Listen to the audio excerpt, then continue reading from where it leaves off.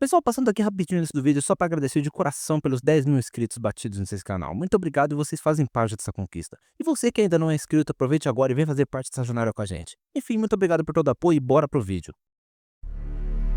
Entre as muitas controvérsias e afirmações improváveis do Alcorão, há a ideia de que os discípulos de Jesus já eram muçulmanos. A Surata 5:32 declara: quando Jesus percebeu persistência na descrença deles, disse: quem são os meus apoiadores na causa de Alá? Os discípulos responderam: nós somos os apoiadores de Alá, cremos em Alá e testemunhamos que somos muçulmanos submissos a ele. Segundo essa passagem, os apóstolos originais, figuras do século I depois de Cristo que viveram no contexto judaico da Palestina romana, falando aramaico e profundamente ligados à tradição mosaica, já professavam submissão ao Deus descrito por Maomé 6 séculos depois. Historicamente, isso cria um problema sério, pois o cristianismo primitivo, como registrado nas fontes mais antigas, não compartilha nem a teologia corânica sobre Jesus e muito menos os conceitos centrais do Islã, como a negação da crucificação e da divindade de Cristo. A argumentação pode ser organizada basicamente assim. Primeiro, se os discípulos originais de Jesus rejeitaram ensinamentos centrais do Islã, então o Islã não se sustenta.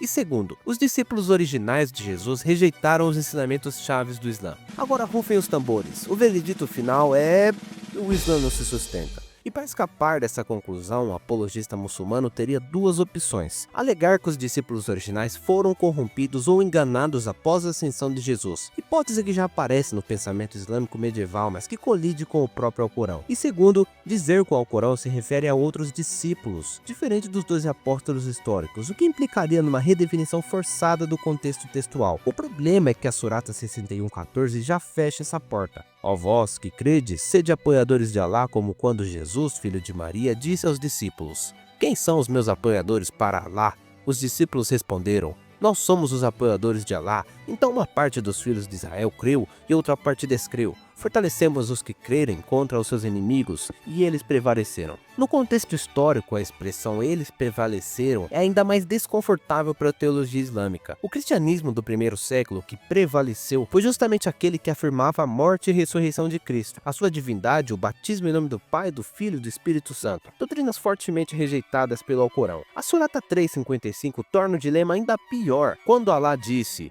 ó Jesus, eu te recolherei e te levarei a mim, e te purificarei dos que não crerem, e colocarei aqueles que te seguem acima dos que não creem, até o dia da ressurreição. Isso significa que, segundo o próprio texto islâmico, a mensagem dos discípulos foi preservada e respaldada por Deus. Mas se olharmos para a história documentada, essa mensagem é o evangelho cristão, e não o islamismo. Um caso especialmente relevante é o de Paulo de Tarso, figura central do cristianismo primitivo e frequentemente mencionado no debate islâmico. Embora não fizesse parte do grupo dos 12, ele afirmou ter recebido uma visão de Jesus no caminho de Damasco, e posteriormente foi reconhecido e aceito pelos líderes da igreja de Jerusalém. E Gálatas 2:9 relata que Tiago, Pedro e João, considerados colunas da comunidade cristã, lhe estenderam a mão direita em sinal de comunhão. Isso demonstra que as convicções de Paulo sobre Deus e Cristo estavam em harmonia com as dos apóstolos originais. E mesmo que se ignorasse essa evidência documental, a lógica presente nas Suratas 3:55 e 61:14 do Alcorão leva a uma consequência inevitável. A forma do cristianismo que prevaleceu historicamente, chamada por estudiosos muçulmanos de cristianismo paulino, teria sido a mensagem verdadeira, pois foi justamente essa que dominou o cenário religioso, conforme o próprio texto islâmico afirma que Deus sustentaria até o dia da ressurreição. E quais eram as crenças centrais defendidas por Paulo, em pleno acordo com os demais apóstolos? A divindade de Cristo, a sua morte sacrificial na cruz e a sua ressurreição corpórea histórica. Esses três pontos constituem a espinha dorsal da fé cristã, e são exatamente os pontos negados pelo Islã. Assim, se os apóstolos fossem muçulmanos, jamais teriam aceitado ou endossado a pregação paulina. E o livro de Atos também mostra Paulo trabalhando lado a lado com os apóstolos originais, pregando, curando enfermos, expulsando espíritos malignos e proclamando que a salvação não se encontra em nenhum outro nome além de Jesus. Pedro, líder entre os apóstolos, descreveu Deus como Pai